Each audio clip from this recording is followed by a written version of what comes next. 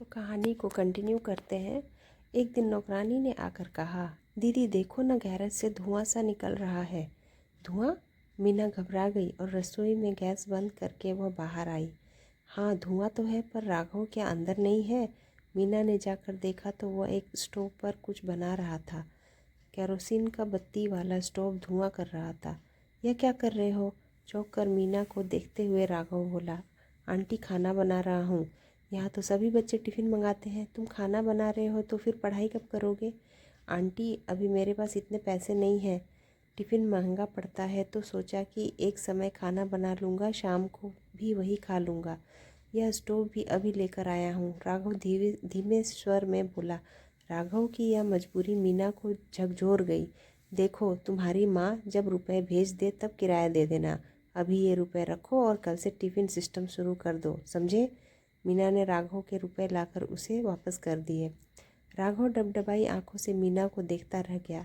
बाद में मीना ने सोचा कि पता नहीं क्यों माँ बाप पढ़ाई की होड़ में बच्चों को इतनी दूर भेज देते हैं। इस शहर में इतने बच्चे आईआईटी की पढ़ाई के लिए आ रहे हैं। गरीब माता पिता भी अपना पेट काट कर उन्हें पैसे भेजते हैं। अब राघव पता नहीं पढ़ने में कैसा हो, पर गरीब माँ खर्च तो कर ही रही है। कुछ दिनों बाद राघव किराए के रुपए लेकर आया तो मीना ने पूछा, तुम्हारे टिफ़िन का इंतज़ाम तो है ना? हाँ आंटी, पास वाले ढाबे से मंगा लेता हूँ। चलो सस्ता ही सही, खाना तो ठीक मिल जाता होगा। फिर मीना ने निखिल और सुबोध को बुलाकर कहा, यह राघव भी यहाँ पढ़ने आया है, तुम लोग इससे भी दोस्ती करो, पढ़ाई में भी अच्छा है, शाम को खेलो तो इसे भी अपनी कंपनी दो। ठीक है आंटी, सुबोध ने कुछ अनमने मन से कहा था। इसके 2 दिन बाद ही निखिल हंसता हुआ आया और कहने लगा, आंटी आप तो रघु की तारीफ़ कर रही थी, पता है इस बार उसके टेस्ट में बहुत कम नंबर आए हैं। जगदीश सर से उसे सबके सामने डांटा है। अच्छा कहकर मीना खामोश हो गई तो निखिल चला गया। उसके बाद वह उठकर राघव के कमरे की ओर चल दी। जाकर देखा तो राघव की आंखें लाल थी। वो काफ़ी देर से रो रहा था। क्या हुआ, क्या बात हुई? आंटी मैं अब पढ़ नहीं पाऊँगा, मैंने गलती की जो यहाँ आ गया। आज सर ने मुझे बुरी तरह से डांटा है। पर तुम्हारे नंबर तो अच्छे आ रहे थे आंटी, पहले मैं आगे बैठता था तो सब समझ में आ जाता था। अब कुछ लड़कों ने शिकायत कर दी तो सर ने मुझे पीछे बिठा दिया। वहाँ से मुझे कुछ दिखता ही नहीं है, ना कुछ समझ में आ पाता है, मैं क्या करूँ? दिखता नहीं है? क्या आंखें कमज़ोर है? पता नहीं आंटी, पता नहीं है तो डॉक्टर को दिखाओ। आंटी पैसे कहाँ है? माँ जो पैसे भेजती हैं उनसे मुश्किल से खाने व पढ़ाई का काम चलता है। मैं तो अब लौट जाऊँगा, कहकर वह फिर रो पड़ा। चलो मेरे साथ, मीना उठ खड़ी हुई थी। रिक्शे में उसे लेकर पास के आँखों के डॉक्टर के यहाँ पहुँच गई और आँखें चेक करवाई तो पता चला कि उसे तो मायोपिया है। चश्मा तो इसे बहुत पहले ही ले लेना था, इतना नंबर न बढ़ता। ठीक है डॉक्टर साहब, अब आप इसका चश्मा बनवा दें।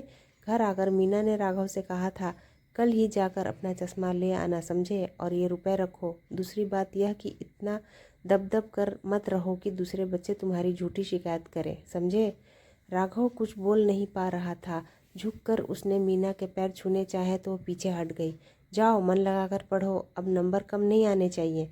अब कोचिंग क्लासेस भी ख़त्म होने की थी, बच्चे अपने अपने शहर जाकर परीक्षा देंगे, यही तय था। राघव भी अब अपने घर जाने की तैयारी में था। निखिल और सुबोध से भी उसकी दोस्ती हो गई थी। सुबोध ने ही आकर कहा कि आंटी राघव की तबीयत खराब हो रही है। क्यों, क्या हुआ? पता नहीं, हमने दो दो रजाइयाँ उड़ा दी फिर भी थर थर काँप रहा है। मीना ने आकर देखा। अरे लगता है तुम्हें मलेरिया हो गया है, दवाई ली थी? जी आंटी, डिस्पेंसरी से लाया तो था और कल तक तो तबीयत ठीक हो गई थी, पर अचानक फिर ख़राब हो गई। पता नहीं घर भी जा पाऊँगा या नहीं, परीक्षा भी अगले हफ्ते है, दे भी पाऊँगा या नहीं।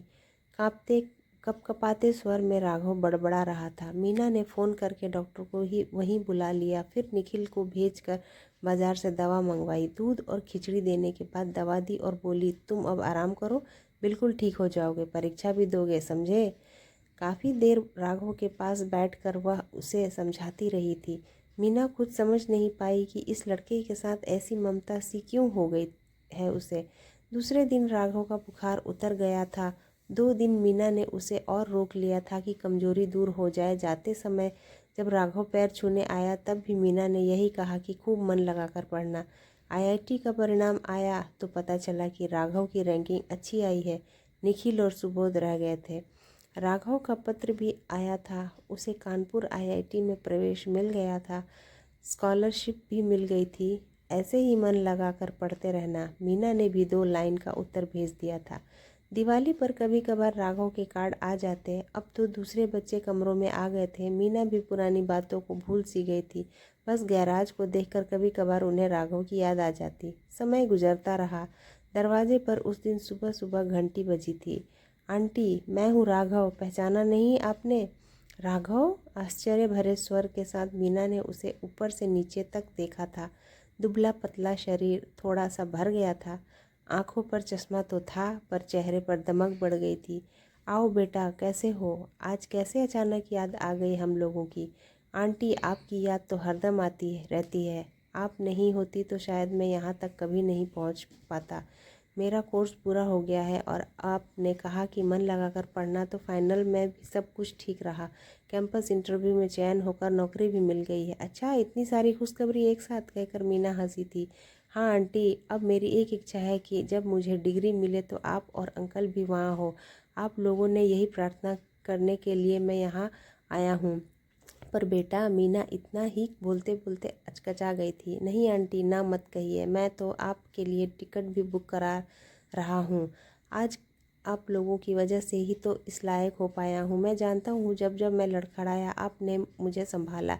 एक माँ थी जिन्होंने जिद करके मुझे इस शहर भेजा, और फिर आप हैं माँ। तो आज यह दिन देखने को नहीं रही। आप तो है ना, आप मेरी माँ समान है। राघव का भावुक स्वर सुनकर मीना भी पिघल गई थी। शब्द भी कंठ में आकर फंस गए थे। शायद माँ शब्द की सार्थकता का बोध यह बेटा उन्हें करा रहा था।